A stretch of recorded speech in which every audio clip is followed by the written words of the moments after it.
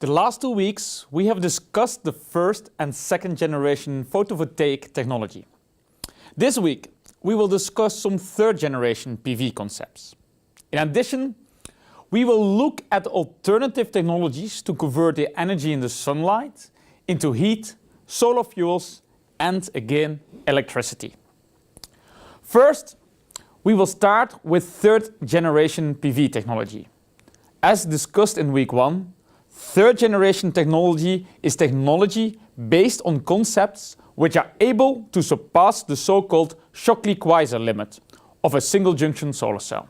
The Shockley-Queisser limit, as discussed in week 3, is a kind of thermodynamic approach to estimate the maximum performance of a single junction solar cell. The AM 1.5 spectrum is incident on a solar cell. We don't allow the solar cell to increase in temperature. This means that all energy in the incoming AM 1.5 spectrum can escape the system of the solar cell by either the current density generated or by the radiative recombination of charge carriers. As a result, the maximum efficiency which can be achieved is around 33% in the bandgap range from 1 electron volt up to 1.8 electron volt, as indicated by the black area in the shown graph. Now we are going to look at a very fundamental limitation of the photovoltaic effect as we have discussed it so far. What physical principles are limiting the extent of photogeneration? First, one problem is that in a single junction only one bandgap material is used. A large fraction of the energy in the most energetic photons is lost as heat, as illustrated here. The arrows represent photons with different energies. The arrows on the right indicate how much energy is wasted as heat. Secondly, most solar cells concepts are based on irradiance incidence of one sun. Higher irradiance means more current generation.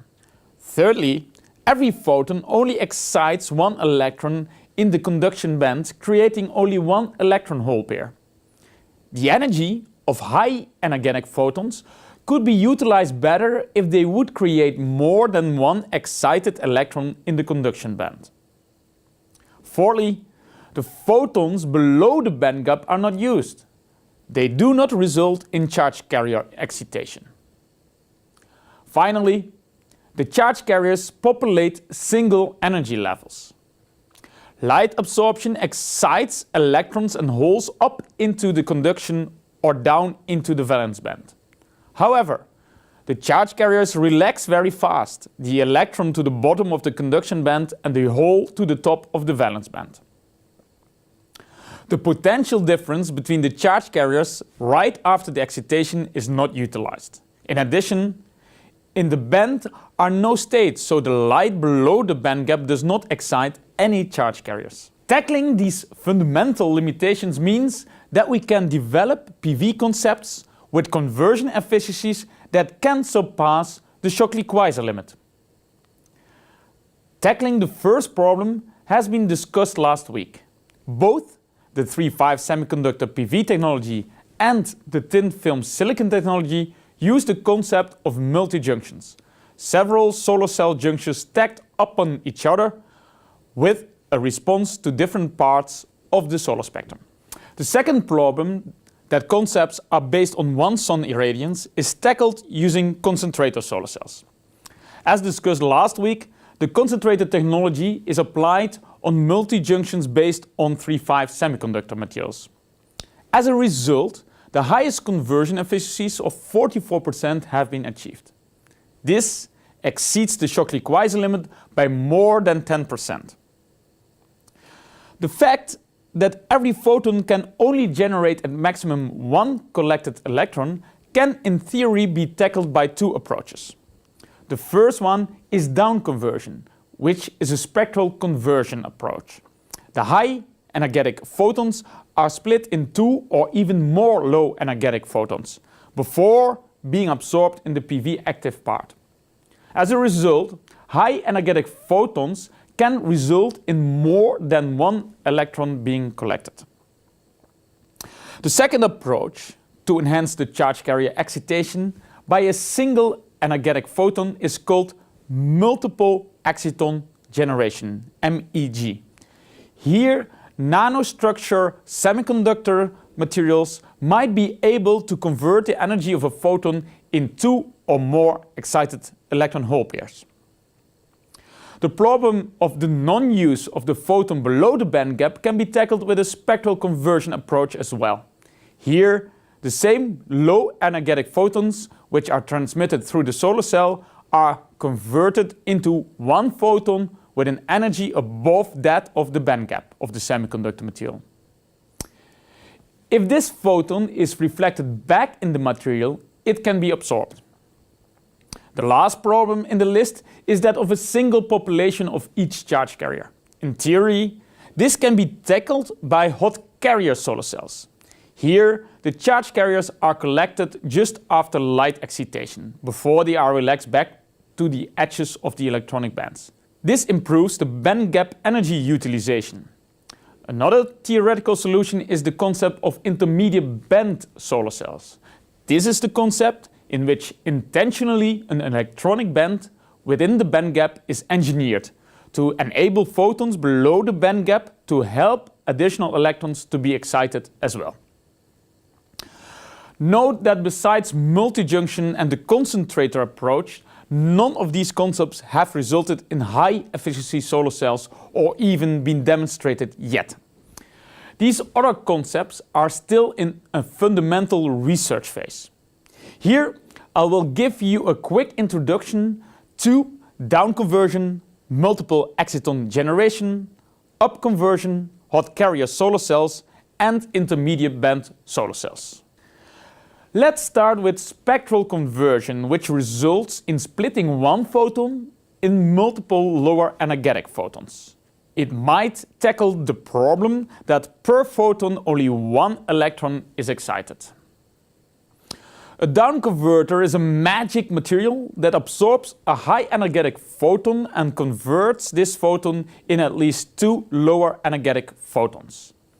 If the energy of both photons is still larger than that of the band gap of the photovoltaic material, both photons can be absorbed and used for exciting charge carriers. As a result, a high energetic photon, like a photon in the blue visible part, can result in 2 excited electrons in the blue part. In other words, the maximum theoretical EQE of 100% at the wavelength of the blue photon can be increased to 200%.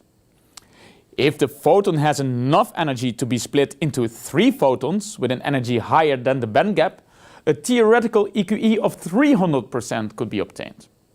So spectral down conversions first convert photons into lower energetic photons, and these photons are used in photovoltaic devices. Multiple exciton generation, abbreviated with MEG, is another approach which can accomplish the excitation of more than one electron hole pair per photon. The difference with spectral down conversion is that all fundamental energy conversion steps occur in the PV active layer. In a normal semiconductor material, a high energetic photon has some rest energy which is not used to excite the electron. This excess energy is usually lost as heat. In down conversion approach, this rest energy is transferred as a quantized energy package within the material, where it can excite a second electron into the conduction band. It means that the energy in one photon results in 2 excited electrons. The requirement, of course, is that the energy in the initial photon is at least 2 times that of the band gap energy. In this way, theoretical EQEs of 200% can be achieved as well. If you would have a photon with an energy larger than 3 times the band gap, a theoretical EQE of 300% could be achieved. Both for down conversion and multiple exciton generation, nanostructured semiconductors are studied and developed. These structures are based on so-called quantum dots. Quantum dots are small spherical nanoparticles made of semiconductor materials with typical diameters of a few nanometers. These semiconductor particles still behave like a semiconductor material. However, due to quantum mechanical effects, the band gap can be larger of the semiconductor quantum dots in reference to the band gap of the semiconductor material in large bulk materials. The band gap can be tuned by the size of the nanoparticles. The smaller the particles, the larger the band gap. This enables interesting band gap engineering possibilities, such as a multi-junction solar cell based on junctions with different quantum dot sizes in every junction. To use quantum dots for down conversion or multiple exciton generation, an ensemble of nanoparticles is embedded in a host material. How can the properties of an ensemble of nanoparticles be used for down conversion? Here we see the electronic band gap diagram of two nanoparticles. The particles are at a very close distance from each other, in the order of a nanometer. In one particle, an electron is excited into the conduction band. It appears that in such nanoparticle systems, the quantized rest energy is not necessarily lost as heat to the lattice, but can be transferred as a quantized energy package to a neighboring quantum dot. Here, a second electron is excited into the conduction band of the second quantum dot. Now we have generated two electron hole pairs out of one photon. If other recombination loss mechanisms like Auger recombination and Shockley-Queisser recombination can be suppressed, these electron hole pairs in both quantum dots can radiatively recombine. It means that they send out two reddish photons. As a result, one bluish photon is converted into two reddish photons, which can be absorbed by a PV material. Multiple exciton generation in an ensemble of quantum dots is quite similar. Again, in one particle, an electron is excited into the conduction band. This quantized energy package is transferred to a neighboring quantum dot. Here, a second electron is excited into the conduction band of the second quantum dot. If the charge carriers are separated and collected before they recombine, the result is that one photon is able to produce more than one collected electron. Here you see some experimental results on down conversion based on silicon quantum dots in a narrow spectral range from a paper of Ursberg et al. The horizontal axis represents the photon emission wavelength. At around 790 nanometers, a down conversion efficiency of 60% is achieved. Here we see the results out of a paper of Simonin, demonstrating that EQEs above 100% can be achieved. The absorber layer contains lead selenide quantum dots, and in the blue region from 3.1 up to 3.4 electron volt, the quantum dots realize an EQE above 100%. The challenge is to move this spectral response to lower photon energies, as the solar spectrum contains far more photons in this spectral range. Spectral upconversion is the process in which two or more low energetic photons excite electrons many steps from the ground state up to higher excited states. If the electrons occupy the higher excited states, they can fall directly back to the ground state by sending out higher energetic photons. As a result, many low energetic photons result in one high energetic photon. This photon can be absorbed in the PV active material. So many low energetic photons can excite charge carriers as well. Studies have been performed on materials containing rare earth ions like erbium. They can pump up electrons by infrared photons to an excited level which emits invisible light. However, the problem is that these systems have low efficiencies and only have a response in a very narrow spectral range. Next, we look at the intermediate band solar cell. this concept tries to tackle the problem that each charge carrier only has a single population state. Here we see a semiconductor material with valence band and conduction band.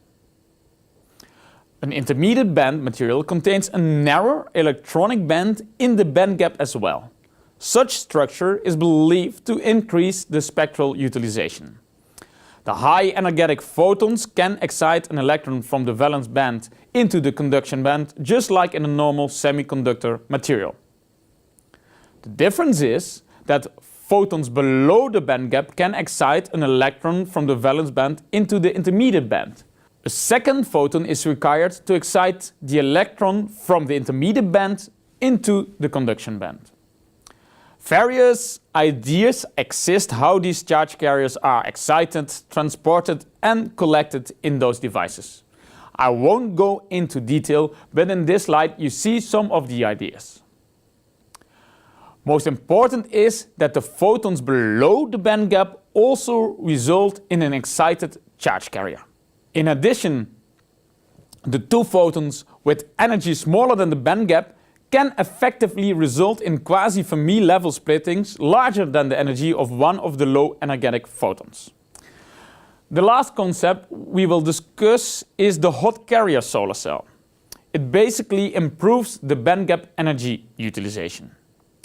Here we see the light excited charge carriers in a semiconductor material. The population of the charge carrier levels reflects the situation just after the excitation by the absorption of a photon. This distribution is not in thermal equilibrium. The electrons are excited into a position higher in the conduction band. The holes are excited down to a lower level in the valence band. Such charge carriers are called hot electrons and hot holes. It takes only a few picoseconds for the hot charge carriers to relax back to the edges of the electronic bands. A hot carrier solar cell is based on the collection of charge carriers when they are still hot. It means that the energy larger than the band gap energy could be utilized per excited charge carrier. The fundamental challenge is to collect the hot carriers before they relax back to the edge of the electronic bands. Such a concept would require selective contacts. These are contacts which only select electrons above a particular energy level in the conduction band, and contacts that selectively collect holes below a certain energy level in the valence band. In theory, the band gap utilization could be higher than the band gap itself. At the moment, the main challenge is to increase the lifetime of the hot charge carriers such that they have the time to move from the absorber layer to the selective contacts. With the third generation PV concepts, we finish our introduction into the various PV technologies. Now, we are going to focus on harvesting the heat out of the solar light. In the next block, we will discuss solar thermal technology. See you in the next block.